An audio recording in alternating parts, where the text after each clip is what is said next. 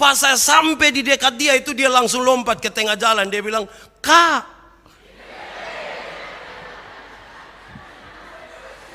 Saya dalam hati, "Kak, nah." Itu siang makanya dia bilang, "Kak." Itu malam makanya dia bilang, "Kak." Kalau siang pasti dia bilang, "Om." Tapi sudahlah, manfaatkan itu malam. Waktu dia bilang, "Kak," saya langsung bilang, "Iya, Dek." Gitu, biar berimbang sedikit. Saudara, tidak mungkin dia setengah mati bilang, "Kak," terus saya bilang, "Omong deng." Kan tidak mungkin. Ragu sama dengan tidak percaya. Saya mau tanya, saudara ragu-ragu? Saya lihat ini banyak muka yang ragu-ragu. Tapi saya kira betul ini teks ini. Ini tema ini. Ragu sama dengan tidak percaya, dan siapa yang ragu-ragu biasa sulit selamat itu. Kecelakaan biasanya terjadi bagi mereka yang kalau mau langgar tidak langgar, mau mondor tidak mondor. Kalau mau maju-maju saja. Atau kalau mau berdiri saja, jangan maju sedikit, mondor. Maju sedikit, mondor. Celaka itu. Mau masuk. Mau keluar. Jangan berdiri di depan pintu. Nanti halangi orang yang mau masuk. Itu ragu-ragu. Besok saudara akan terbang ke Surabaya. Saudara di atas pesawat dan para kru akan bilang begini, "Para penumpang yang terhormat, selamat datang di penerbangan Garuda Indonesia yang akan menerbangkan saudara dari Kupang menuju Surabaya. Penerbangan ke Surabaya akan ditempuh dalam waktu 1 jam dan 50 menit dengan ketinggian jelajah 36.000 di atas permukaan laut. Perlu kami sampaikan bahwa penerbangan ini tanpa asap rokok. Sebelum lepas landas, kami persilahkan Anda untuk menegakkan sandaran kursi, menutup dan mengunci meja yang masih terbuka di depan Anda, dan mengencangkan sabuk pengaman, dan membuka penutup jendela. Pimpinan penerbangan ini, Pendeta Yandi Manobe. Kopilot Simon Benu, serta seluruh kru awak pesawat yang bertugas mengucapkan selamat menikmati penerbangan ini. Dan terima kasih atas pilihan Anda untuk terbang bersama kami. Kenapa tadi ketika saya bilang pimpinan penerbangan pesawat ini Pendeta Yandi, saudara tertawa? Saya yakin bahwa kalau saudara di atas pesawat itu dan kasih tahu saya dengan Simon yang akan pimpin ini penerbangan, banyak yang minta turun. Kenapa saudara minta turun? Kenapa? Saudara tidak yakin dengan saya kah? Saya yakin bahwa sejumlah penumpang itu ragu dengan kemampuan saya, karena yang mereka tahu, saya tidak mungkin membawa pesawat itu. Saya tidak mungkin. Saudara tahu, keraguan-raguan itu berurusan dengan tingkat kenal seseorang terhadap sesuatu atau seseorang. Kalau kita belum kenal, ragu-ragu. Atau kalau kita kenal bahwa dia ini hanya begini, pasti ragu-ragu. Jadi kalau iman ini sesuatu yang terus kita ragukan, periksa kembali kedekatan hubungan kita dengan Tuhan. Perkenalan kita seperti apa? Saudara kan tahu saya dengan pasti ini orang tidak mungkin menerbangkan pesawat. Karena itu saudara pasti tidak bisa. Begitupun dengan Tuhan. Iman itu kira-kira begini. Ada seorang anak duduk di atas tempat yang agak tinggi, kira-kira 2 meter atau 3 meter. Dia pun bapa ada di bawah. Terus orang bilang, lompat. Ini anak lompat. Tanpa sedikit pun rasa takut. Kenapa dia berani lompat? Kan dia tahu dia pun bapa di bawah. Yang biasa baca-baca buku penginjilan suka temukan ilustrasi ini. Satu saat Pak Charles Blondin mau pakai kawat sepanjang air terjun Niagara untuk langgar ke sebelah. MC bilang, saudara-saudara, apakah saudara-saudara percaya bahwa beliau bisa jalan di atas kawat ini dari ujung sini sampai sana? Semua bilang percaya. 1, 2 sedikit ragu. Karena biasa beliau di dalam ruangan, tapi kali ini dia di tempat yang terbuka. Tapi dia coba jalan. Ternyata dia sampai di sana, semua orang tepuk tangan. Yang tadi tidak percaya, sekarang menjadi percaya. Yang berikut MC bilang begini, saudara-saudara masih percaya? Kalau Pak Blondin ini masih bisa jalan dari sini ke sana, tapi kali ini dia bawa gerobak isi pasir. Separuh bilang percaya. Separuh bilang, oi, tadi jalan kosong, ini sekarang bawa gerobak. Tapi beliau coba jalan, ternyata sampai juga di ujung dengan selamat. Yang tadi tidak percaya, semuanya menjadi percaya dan bertepuk tangan. Yang terakhir, MC bilang, saudara-saudara masih percaya? Kalau beliau bisa jalan dari sini ke sana, percaya. Kali ini dia bawa gerobak, percaya. Tapi dia muat 1 orang di atas itu gerobak, percaya? Saya baru bilang, oi, muat pasir beda dengan muat muat orang. Tapi ada beberapa orang percaya. Anda percaya? Iya. Percaya bahwa beliau sampai sana? Percaya. Muat orang? Iya. Kalau begitu Anda yang naik, jangan saya. Saya batuk, jadi saya takut saya batuk, kita jatuh. Anda percaya? Iya. Betul? Iya. Kalau begitu Anda yang naik, aduh jangan saya belum nikah ini. Semua yang percaya ditanya dan mereka tidak mau.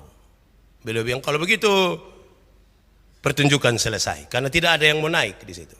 Tapi ada satu anak kecil, dia lari di saya mau. Dia cepat-cepat naik di situ. Semua mata tertuju kepada anak itu. Pak Blondin mulai jalan. Penonton tegang. Mereka bernapas dengan hati-hati. Mereka takut kalau sampai mereka salah bernapas, jatuhlah Pak Blondin dengan itu anak itu. Tapi ternyata mereka bisa sampai di ujung sana dengan damai, dengan selamat. Perhatian kepada anak ini bertambah. Don datang tanya, anak, kenapa lu berani? Lu tidak takut jatuh kok? Itu anak bilang, Pak Blondin itu saya pun bapa. Saya tiap hari tahu dia latihan bagaimana. Saya tahu bahwa dia tidak akan mencelakakan saya.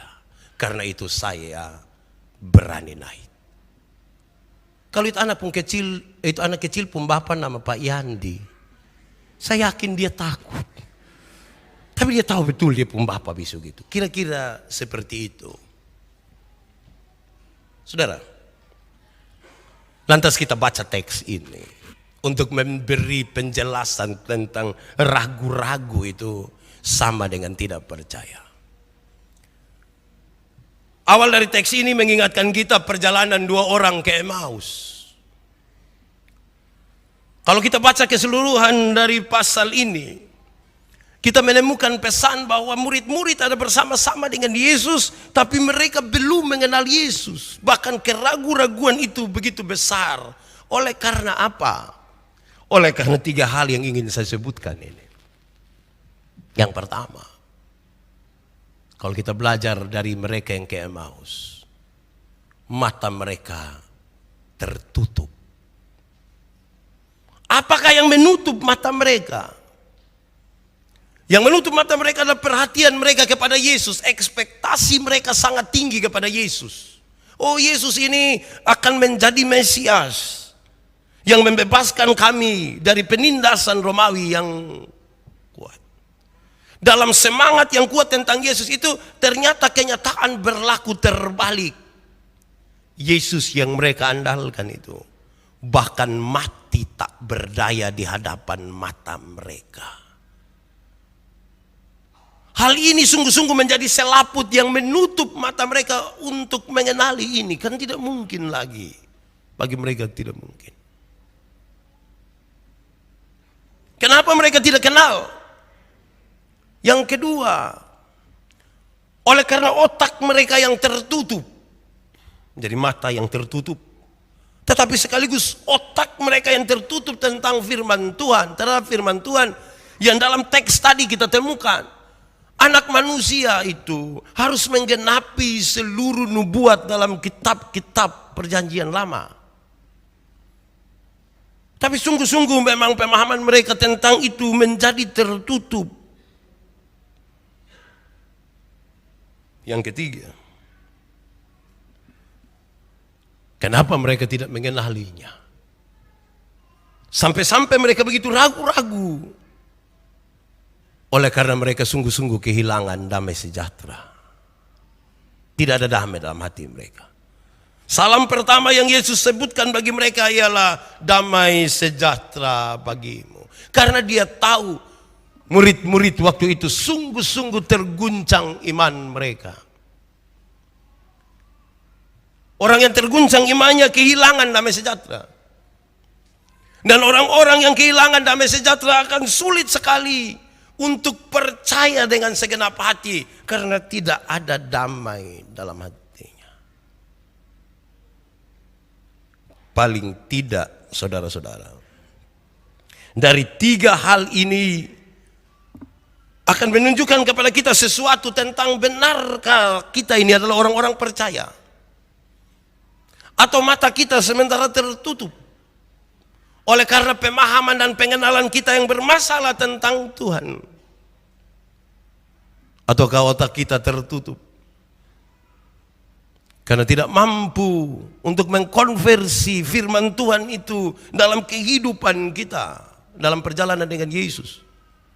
Ataukah oleh karena pekerjaan, tanggung jawab kita, masalah-masalah kita, dan kita kehilangan damai sejahtera. Saya mau ajak kita renungkan satu dua hal di sini. Yang pertama,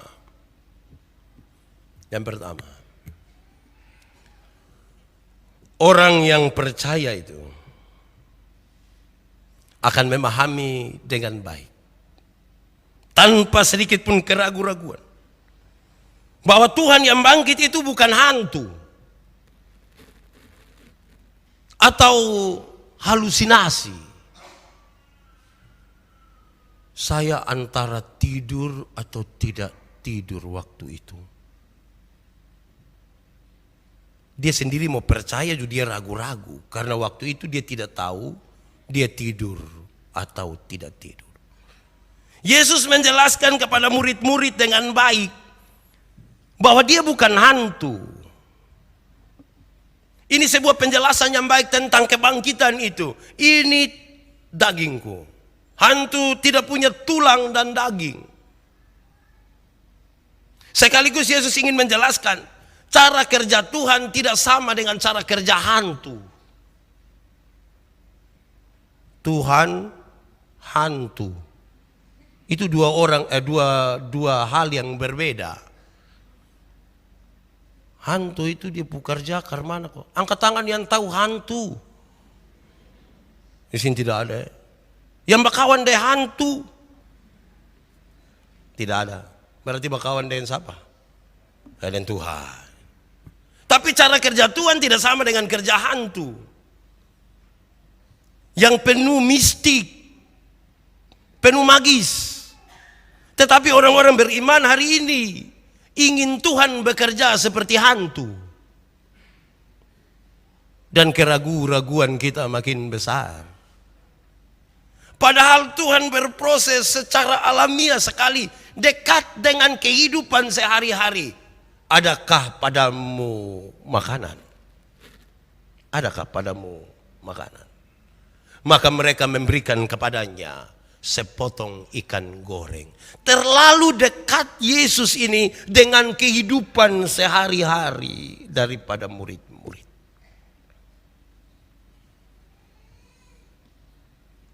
Harusnya ini juga yang saya katakan kepada saudara. Terlalu dekat Tuhan itu kepada kita dan kehidupan kita sehari-hari. Persoalannya adalah, sadarkah kita bahwa Tuhan dekat dengan kita sehari-hari atau tidak? Banyak orang memisahkan terlalu jauh antara kehidupan kesehariannya dengan kehadiran Tuhan di sekitarnya. Akhirnya ketakutan dan keberanian adalah sesuatu yang dipertanyakan sekali dalam kehidupan orang-orang beriman. Kita takut hantu, kita takut setan. Tetapi sekarang apakah kita mau bahwa kehadiran Kristus itu mendominasi hari-hari kita? Supaya keraguan-raguan itu tidak ada. Ada kira-kira 1 bulan lalu, kami mau ke Ernuna kalau tidak salah. Di atas mobil itu ada Dona, Gian dengan kembar 2 orang dari Ernuna, dengan ada ponaan 1 dari Soe. Mereka mau cerita film setan. Tetapi rupa-rupanya ini 5 anak ini takut. Dia mau cerita film setan, tapi dia takut. Maka saya dengar Dona ajak dorang. Karena kita takut, lebih baik kita berdoa. Baru habis itu kita cerita. Jadi saya dengar dong berdoa. Kalimat doanya sepotong. Saya dengar Dona berdoa, Tuhan, kami mau cerita setan, tapi kami takut. Karena itu Tuhan tolong jaga kami, supaya kami tidak takut. As itu dong mulai cerita ulang sambil tertawa. Apakah doa sebegitu kuatnya bagi ini anak-anak? Sampai setelah berdoa habis itu mereka tidak takut bercerita. Kita ikuti banyak sekali pelatihan tentang penginjilan atau apa namanya. Dong suka pakai cara yang sederhana untuk kasih tahu kita bagaimana mengabarkannya. Bagaimana kasih masuk gajah di dalam kulkas? Kita pusing setengah mati. Gajah macam mana? Kulkas macam mana? Dia pun paha taruh di mana? Dia pun telinga di mana? Anak kecil kan tidak begitu. Bagaimana cara memasukkan gajah ke dalam kulkas? Ya tinggal buka pintu kulkas, kas masuk, tutup kembali. Selesai. Tapi kita yang susah pikir setengah mati. Ini kulkas ukuran berapa? Kalau beli di harga berapa? Kita yang pikir pusing. Akhirnya keraguan-raguan itu besar ketika kita diberi pertanyaan-pertanyaan itu. Bagaimana kasih masuk gajah ke dalam kulkas? Mungkin dalam konteks ini kita harus seperti anak-anak. Supaya percaya dengan segenap hati. Harus begitu. Kedua.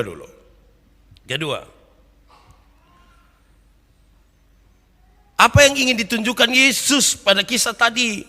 Mengajak saya dan saudara untuk percaya bahwa orang-orang yang tidak ragu-ragu adalah mereka yang menaruh perhatian begitu besar pada kisah salib itu.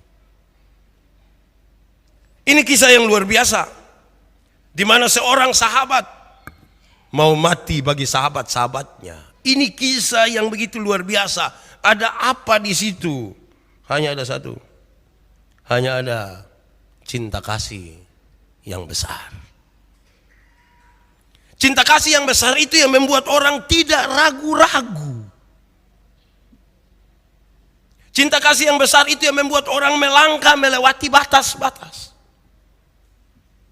Cinta kasih yang besar itu yang membuat orang sadar siapa dirinya, penerimaannya, dan seterusnya terhadap Tuhan. Kalau begitu, kesimpulannya sederhana. Kalau kita masih ragu-ragu, Jangan-jangan cinta kita kepada Tuhan belum tulus. Cinta itu buta. Dia meraba-raba saja. Kena tipu ju percaya.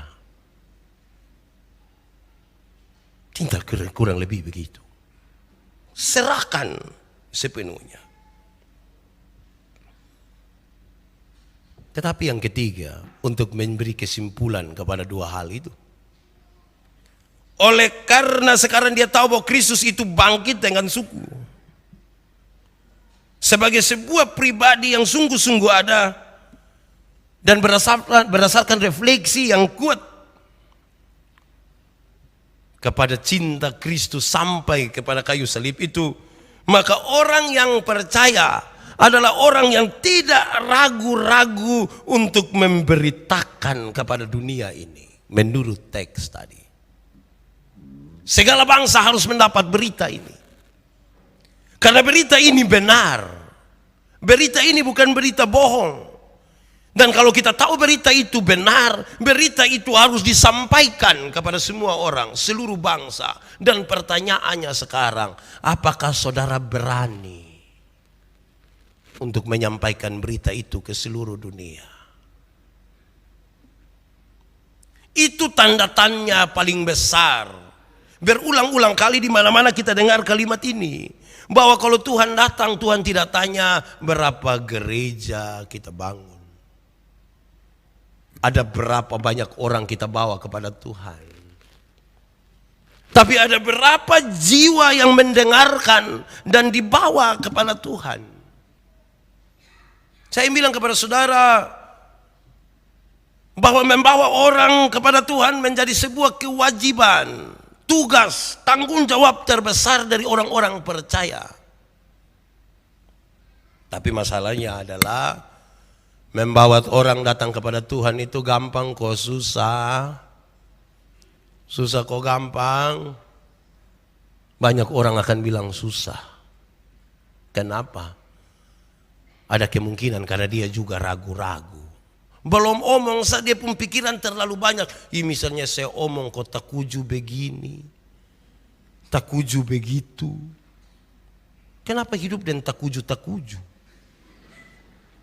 Ada satu penyakit di dunia ini yang dia pun nama penyakit takuju. Bukan saja untuk menyampaikan Injil. Orang baru beli oto baru dia yang takuju. Dia sudah ada oto baru. Orang ada istri baru dia yang takuju. Bepu kawan begitu 2 hari sah. Dia takuju habis dia sumakte. Hati-hati dan takuju-takuju itu. Jangan takut, beritakanlah. Dan saya ingin bilang kepada saudara, pertobatan itu pekerjaan Roh Kudus. Kerjakanlah bagianmu dan biarkan Tuhan kerjakan bagiannya. Tugas kita beritakan. Nanti dia bertobat, kok tidak, itu pekerjaan Roh Kudus. Tapi kita tidak pernah beritakan. Pak mau beritakan ke mana? Itu orang pembareok. Kita jadi takut sekali. Coba-coba beritakan. Gampang demi nama Tuhan. Saya ingin bilang kepada saudara, memberitakan tentang keselamatan itu sesuatu yang gampang sekali. Saya pernah bilang kepada saudara, saya menginjil banyak dan ada 2 kali ini catatan yang paling saya ingat. Pulang pelayanan dari Atambua itu hari saya kasih tahu saudara. Naik bis malam. Tahu sendiri bis Atambua Pulari itu. Saya duduk dengan satu orang, kami 2 umur mungkin sama, walaupun saya sedikit lebih bersinar. Pas lampu saudara ini. Saya bilang dia, Bu, kira-kira kalau oto lari kincang begini kota balik kita mati, Bu yakin masuk surga kok tidak? Dulu sembarang. Ternyata dia takut juga. Dan saya kasih tahu dia, kawan, saya dulu begitu juga, saya takut. Saya takut dulu. Tetapi setelah saya tahu bahwa Yesus itu lahir untuk saya, Dia mati bagi saya, Dia bangkit bagi saya, Dia naik ke surga bagi saya. Sekarang saya yakin mati dimanapun, dengan cara apapun, kapanpun, saya yakin pasti masuk surga. Seperti itu. Tolong katakan kepada orang-orang, tapi jangan di samping kiri kanan, dong justru dengar. Beritakan lagi kepada orang lain. Saya melayani di Keneno. Saya mau pulang ke Soe, kira-kira 6:30 malam. Jam 7 kurang lebih. Daerah itu kan daerah perbatasan Amanuban, Amanatun, jadi sedikit rawan. Ada satu nona kerja di Plan International di Soe. Rupa-rupanya dia mau dari Wenlasi pulang ke Soe. Dia tunggu orang, kalau ada yang datang bisa jalan sama-sama. Dia juga pakai motor. Dia tunggu di bundaran di Wenlasi itu. Tiba-tiba dia dengar bunyi motor dari bawah datang menuju Wenlasi. Dan itu saya. Bukan boy, itu saya. Pas saya sampai di dekat dia itu, dia langsung lompat ke tengah jalan. Dia bilang, "Kak."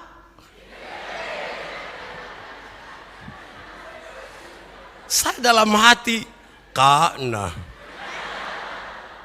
Itu siang makanya dia bilang, "Kak." Itu malam makanya dia bilang, "Kak." Kalau siang pasti dia bilang, "Om." Tapi sudahlah, manfaatkan itu malam. Waktu dia bilang, "Kak," saya langsung bilang, "Iya, Dek." Gitu, biar berimbang sedikit, saudara, tidak mungkin dia setengah mati bilang, "Kak," terus saya bilang, "Omong, Deng." Kan tidak mungkin. Tidak mungkin.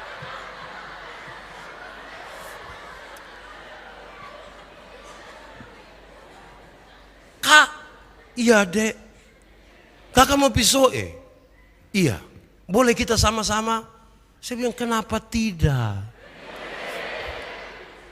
Kita jalan sama-sama. Saya ambil jalan kiri, dia ambil jalan agak di tengah. Kira-kira 3 kilometer sampai Kie. Kie di mana nanti baru cari, Ada orang satu bawa motor, lari kencang sekali. Hampir serempet dia, lari terus. Saya tahu bahwa dia marah sekali. Saya bilang begini, "Non, itu anak yang tadi bawa motor tuh kalau celaka, mati, kira-kira dia masuk surga aku tidak?" Itu namanya, ya macam begitu tuh tidak masuk itu. Tidak masuk. Terus saya bilang begini, "Tapi kalau misalnya nona yang jatuh motor kau mati, masuk surga aku tidak?" Dia bilang, "Tahulah ini." Lalu apa bedanya sekarang? Apa bedanya? Apa bedanya orang yang bergereja dan orang yang tidak bergereja kalau kita ternyata ragu-ragu semuanya? Apa bedanya? Sekarang saya bilang kepada dia, saya bilang, "Non, kakak juga dulu begitu. Kakak takut. Tetapi setelah kakak tahu dengan pasti bahwa Yesus itu lahir untuk saya, mati untuk saya, bangkit untuk saya, dan naik ke sorga untuk saya. Sekarang saya yakin, mati dimanapun, kapanpun, dengan cara apapun, saya pasti masuk sorga." Yakin itu. Kakak bisa saya yakin itu? Iya. Terus saya berdoa untuk dia. Kami di atas motor berdoa sambil jalan. Tapi saya tidak tutup mata. Berani tutup mata kami selesai, Bapak. Karena motor jalan. Segampang itu memberitakan firman. Segampang itu membawa orang datang kepada Tuhan. Segampang itu. Harus berapa kali saya bilang kepada saudara bahwa segampang itu. Berapa harga itu jiwa di hadapan Tuhan. Berulang-ulang kali saya bilang, waktu Yesus pergi ke Gerasa, meninggalkan hiruk pikuknya orang yang menikmati itu mujizat-mujizat Tuhan. Dia pergi ke Gerasa hanya untuk berjumpa dengan satu orang yang kerasukan legion. Ribuan roh jahat yang dalam dirinya membuat orang itu jahat. Jahat bagi dirinya, jahat bagi orang lain. Dia memukul-mukuli dirinya dengan batu. Dirantai sekalipun beberapa kali, dia putuskan rantai itu karena roh jahat itu sebegitu kuatnya. Oleh beberapa orang. Ini orang lebih baik mati daripada dia hidup dan bikin susah orang lain. Tapi tidak seperti pikiran Yesus. Yesus sampai dan roh-roh jahat itu bilang, hei, apa urusanmu dengan kami, hai Yesus, anak Allah yang hidup. Injil Markus mencatat, di daerah itu ada penjaga-penjaga babi yang sementara menjaga kawanan babi mereka, kurang lebih ada 2.000 ekor babi. Roh-roh jahat itu bilang, biarkan kami keluar kepada babi-babi itu. Yesus membiarkan roh-roh jahat itu masuk ke babi-babi itu dan matilah babi-babi itu. Orang-orang itu mengalami kehilangan pekerjaan yang serius. Mereka pergi ke kampung, kasih tahu orang-orang kampung, dan orang-orang kampung datang mengusir Yesus dari tempat itu. Pertanyaannya, apakah Yesus tega membuat orang kehilangan pekerjaan? Jawabannya tidak. Tetapi kenapa Yesus biarkan babi-babi itu mati? Dalam struktur budaya Yahudi, babi itu haram. Tapi yang haram ini dorang bisa pelihara sampai 2.000 ekor. Sementara satu jiwa yang hampir binasa itu mereka biarkan. Itu yang Yesus marah. Alangkah lebih baik 2.000 ekor babi mati daripada ada satu jiwa yang binasa. Lebih baik 2.000 ekor babi mati daripada satu jiwa binasa. Sekarang tolong kali, kalau babi satu ekor 2 juta, babi guling, 2.000 ekor berapa? Itu harga satu orang gila. 2.000 kali 2 juta berapa? Berapa cow? 4 miliar rupiah waktu itu.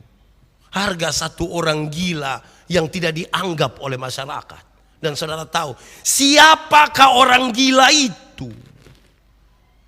Orang gila itu kemungkinan besar suamimu. Orang gila itu kemungkinan besar istrimu. Orang kerasukan setan itu kemungkinan besar anak-anakmu. Kemungkinan besar orang tuamu. Yang selama ini kau diamkan saja dan tidak pernah bilang apa-apa. Alasannya keraguan-raguan untuk mengatakan, omong kau bab tua marah? Atau omong kau bab tua bilang, omong deng?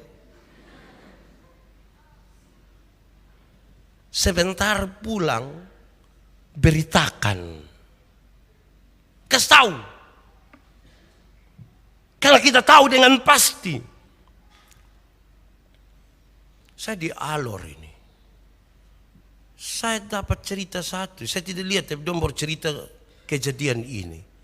Nah, saya bilang orang kalau tidak tahu pasti ini begini. Ada satu orang nama Simon. Dia meninggal. Dia mati. Tahu mati? Meninggal tuh ya mati kok tidak. Dia mati. Banyak pelayat. Malamnya persiapan untuk besok mau kubur. Besok atau lusa mau kubur, ada orang datang kasih tahu bilang, ini bas saudara dong.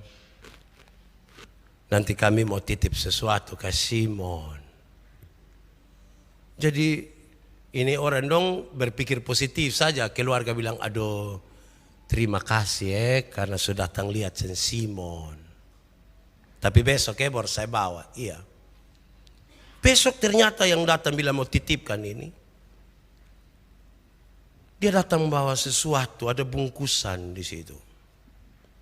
Ada baju, ada celana. Mau buat apa ini? Terus yang bawa ini dikasih tahu. Itu waktu bab tua mati. Kita tidak sempat taruh ame bab tua pun baju kesayangan dan celana kesayangan ini. Jadi pas Simon mau pi ini yang kita rencana titip di Simon pun. Waktu dong cerita baru sampai situ saya bilang tolong kasih tahu biar Simon sendiri tidak tahu dia pi mana. Saudara bayangkan betapa kita tidak dalam kepastian itu. Lalu untuk apa kita bergereja bertahun-tahun kalau hidup tanpa kepastian? Kita ragu-ragu sekali bahwa Yesus menyelamatkan sekali. Tidak usah titip di Simon. Mau bikin apa? Saudara lihat betapa hidup kita masih ada dalam ketidakpercayaan yang serius kepada Tuhan. Mati habis itu. Saya disabu kok marah ini orang dong. Mau tutup peti kok kubur yang Bapak Pendeta. Sabar sedikit Bapak, Bapak sabar sedikit. Saya bilang kok kenapa? Yang dari rumah ada lari datang. Dia pun anak kok, bukan Bapak. Dia ada pi ame bab tua pun kacamata. Saya bilang di sana tidak bagaya. Masih hidup ini pakai jas sudah, bagus-bagus, ganteng-ganteng sudah. Daripada mati baru orang kasih pakai. Tidak ada yang lihat lagi. Masih hidup ini bastel sudah. Kayak saya nih. Sumati baru jas baru, sepatu baru. Sepatu dong kan begini, tuh tidak injak di tanah begini. Ada harga lah di situ. Memangnya kita jalan begini kok.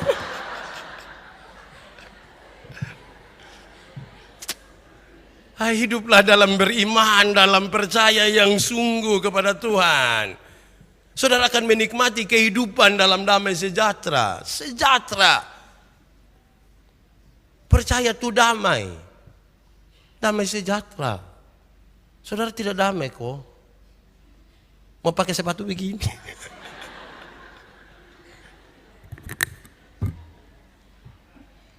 Keempat,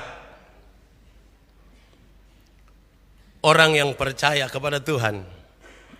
Dalam teks tadi berkaitan dengan murid-murid. Yesus bilang, aku akan memberikan kepadamu apa yang telah dijanjikan oleh Bapakku. Tapi engkau harus dulu tinggal di Yerusalem. Tinggal dulu di situ. Sampai aku memperlengkapi engkau dengan kuasa dari yang maha tinggi. Apa maksudnya bagi tema ini? Orang yang tinggal dengan Tuhan itu membuka hatinya, membuka dirinya untuk diperlengkapi. Saudara tahu, keraguan-raguan kita untuk menyampaikan sesuatu kepada orang lain karena kita merasa belum terisi dengan apa-apa. Kan pekerjaan penginjilan ini selalu dimulai dari pertanyaan, nanti saya omong dari mana? Mulai ke mana? Berhenti di mana? Misalnya kalau saya omong kok dia sudah tahu. Kan itu dia persoalan. Buka hati sedikit. Tuhan perlengkapi. Siapa tenggelam di dalam Tuhan, hilangnya nyap di dalam kasih karunia itu, dan Tuhan mulai buka sedikit untuk dia makin mengerti. Tetapi hati-hati dengan hal ini saudara-saudara orang beriman yang percaya. Kenapa seringkali konflik kita terjadi? Kenapa seringkali kita dan kita bertengkar?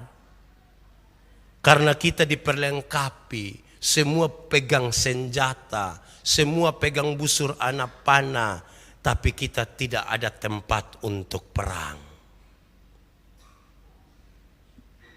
Kita semua pegang senjata, tapi tidak ada lawan yang kita lawan. Lama-lama kita balik, kita baku lawan kita dengan kita. Tetapi kalau orang fokus pada sesuatu yang penting di luar setelah dia diperlengkapi, dia tidak akan saling baku lawan. Itu hari saya bilang kepada saudara, kalau saya dan Kak Edwin, kami dua mau perang dengan orang di sana, kami dua pegang senjata, kami dua merayap dari satu bangku ke bangku yang lain, ada ikat bendera di sini. Musuh juga merayap dari satu tembok ke tembok yang lain. Dalam serius pegang senjata itu, tiba-tiba saya injak Kak Edwin pun kaki. Kira-kira Kak Edwin marah kok tidak? Marah kok tidak? Ada kemungkinan marah. Tapi karena ada sesuatu yang lebih penting di sana, tidak ada waktu bagi Kak Edwin untuk marah saya. Karena ada yang penting di sana. Tapi misalnya tidak bikin apa-apa, botong duduk terus saya taruh kaki di bab tuapung sepatu. Tapi bukan yang begini ya. Itu minimal bab tuapung. Lu sana ada mata kok. Minimal begitu. Kita fokus pada sesuatu yang ada di sana. Saudara, kepastian itu penting. Sangat penting. Seperti kepastian kita untuk menyatakan sesuatu kepada orang lain. Kalau tidak, kita juga dalam kategori tidak percaya. Kasih tahu orang itu susah. Hal-hal gampang saja. Saudara, kita ini kalau lihat orang punya kotoran sedikit di sini, berani kasih tahu? Kita mau kasih tahu dia tuh kekar mana kok. Kita lihat dia. Herannya kita tidak kasih tahu dia, tapi kita kasih tahu orang lain. Kita bilang, kasih tahu dia itu. Kasih tahu dia. Kalau tidak, kalau Anda tidak punya keberanian kasih tahu, hubunganmu dengan Tuhan pun terganggu. Siapa yang tidak peduli secara baik kepada orang-orang yang ada di sekitarnya, hubunganmu dengan Tuhan pun terganggu. Saya ingat saya pernah kasih tahu saudara, kami melayani di Sabu itu kan biasa duduk di Amukelaga. Kalau ibadah Rion itu duduk di Amukelaga. Amukelaga itu rumah panggung, rumah dek. Kami duduk di situ, atau dong buka tikar besar-besar, terus kami duduk mulai beribadah di situ, sembahyang di situ. Jemaat banyak, reyon-reyon dong kumpul, terus pendeta duduk di mana tuh dong taruh lampu besar. Terus ada tuak manis di sebelah pendeta khotbah, permisi kau minum, khotbah lagi. Malam hari itu saya datang, dong senang sekali, namanya pendeta datang. Saya mulai berkhotbah dan mereka senang sekali. Saya bilang ini pasti khotbah kena ini. Mereka suka cita betul. Yang menarik adalah kami selesai ibadah, dorang masih senyum-senyum. Saya mulai pikiran dengan dompu senyum itu. Saya tanya, jemaat, kamu senyum-senyum apa? Dorang tambah senyum lagi. Akhirnya saya tanya satu diaken, Welmin Ceriu namanya. Saya bilang, Nadau, kamu senyum-senyum apa? Dia cepat-cepat ambil kertas satu, dia tulis dengan satu ballpoint. Terus dia antar saya. Saya penasaran dengan isi itu. Saya cepat-cepat buka, ternyata dia tulis bilang begini, maaf, Pak Purosleting tidak tarik. Saya marah itu. 1 jam kita sama-sama ini. Saudara lihat ada masalah di saya, saudara diam-diam itu. Saya tidak mau tarik lagi, sudah biar saja. Saya mau tanya saudara, tadi dorang sembahyang baik atau tidak? Tadi dorang ibadah baik atau tidak? Baik atau tidak? Kenapa tidak baik? Ada sesuatu yang tidak terselesaikan menyangkut saya. Saya sakit. Ya saudara lihat hubungan dengan Tuhan tuh terimplikasi dalam hidupmu dengan sesama. Jangan ragu-ragu untuk katakan maaf. Jangan ragu-ragu untuk minta ampun.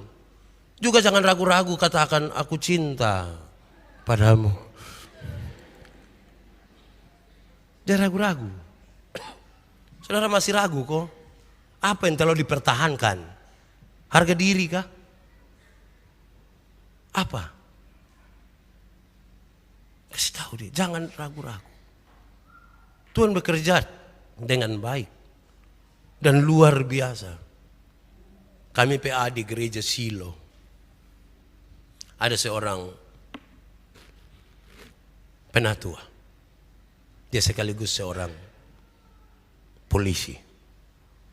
Dia bilang kepada saya, Pak Pendeta, saya mohon sebuah jalan keluar, tip atau apa namanya, tips atau apa namanya. Pak Pendeta, rayon tempat saya melayani itu banyak orang tukang judi di situ, banyak orang tukang minuman keras di situ. Ada banyak kejahatan di situ dan saya tahu Pak, setiap kali saya lewat dan buat itu di pinggir jalan, saya tahu Pak. Di satu sisi saya polisi Pak, di satu sisi saya penatua. Hati saya juga tidak terima, tapi bagaimana mengatakannya? Saya senyum, sedikit tertawa. Beliau bilang begini, Pak Pendeta, terlalu murahkah saya punya pertanyaan sampai Pak sesinis itu untuk tertawa? Saya bilang tidak begitu. Tetapi saya percaya bahwa ada satu hal ini tidak pernah Pak lakukan. Saya percaya hal ini tidak pernah Pak lakukan, makanya Pak kebingungan. Dia bilang, apa itu Pak? Saya bilang dia, Pak pernah berdoa untuk itu orang kok. Pernah. Dia tertunduk dan sedikit air matanya jatuh. Kita masih banyak mencari strategi duniawi ini. Padahal atas satu langkah yang paling luar biasa adalah tanpa ragu saudara harus berdoa bagi mereka. Saudara sekarang pulang, bikin buku catatan, setiap hari berdoa dan tulis satu nama di situ. Tanpa ragu saudara akan menemukannya. Tulis Tulis nama pertama, Laurentius Lulu. Tuhan, saya rindu Pak Laurentius Lulu bertobat. Nama kedua, Yandi Manobe. Tuhan, saya rindu. Sebut semua. Kadang-kadang Anda boleh menyebutkan nama yang ke-100, Agnes Monica. Pekerjaan pertama Tuhan itu luar biasa saudara. Dan pulang lakukan itu, saudara akan melihat di waktu Tuhan tidak ada yang mustahil. Kalau saudara percaya itu. Orang-orang Alor, mungkin hanya di daerah Kepala Burung atau seluruh Alor saya tidak tahu. Tapi dong punya satu mekanisme cari tahu orang yang curi itu mekanisme tanpa keraguan, dan saya kira itu luar biasa. Jadi kalau ada orang pencuri, dicurigai ada beberapa orang yang mencuri, dong punya cara ini mengerikan, tapi luar biasa itu. Ini dong panggil semua, katakan kita ada 10 orang yang dicurigai, semua pergi ke laut. Terus hitung 1, 2, 3, semua celup kepala di dalam air laut. Siapa yang angkat kepala lebih dahulu, pasti dia yang curi. Dan benar. Saya coba pakai pendekatan ilmiah untuk itu, tapi sulit. Dan yang orang ini bilang ke saya, Pak Pendeta, kami semua sepakat hal itu. Kami semua yakin hal itu. Sehingga orang-orang yang betul-betul dia rasa dia yang ambil, dia akan tertuduh dalam hatinya. Dan kalau dia kehilangan damai sejahtera dalam hatinya, dia tidak akan bertahan di dalam air laut. Tidak akan. Saya mau tanya saudara, saudara bisa punya keyakinan begitu? Saya bayangkan ini kalau saya dengan Iki Bire yang mau tondok, Iki tiap hari berenang di laut. Dia taruh pi begini bis 2 jam. Maka pasti saya yang angkat kepala duluan. Pasti orang di atas pasti botak yang angkat itu. Pasti. Butuh sebuah keyakinan bersama. Butuh sebuah keyakinan bersama. Saudara, air laut itu asin. Asin kok tidak? Tapi kalau kita satu dunia sepakat bahwa dia manis. Dia manis. Air laut itu asin. Tapi dalam keyakinan bersama kita bilang air laut itu manis. Manis. Tapi betapa sulitnya kita membangun keyakinan bersama. Kalau gitu mari pulang Pulang langsung beli buku Tulis nama satu-satu. Saudara doakan. Saudara lihat nanti bagaimana dalam kepastian Tuhan mengerjakan sesuatu bagimu. Tuhan memberkati kita dengan firman-Nya.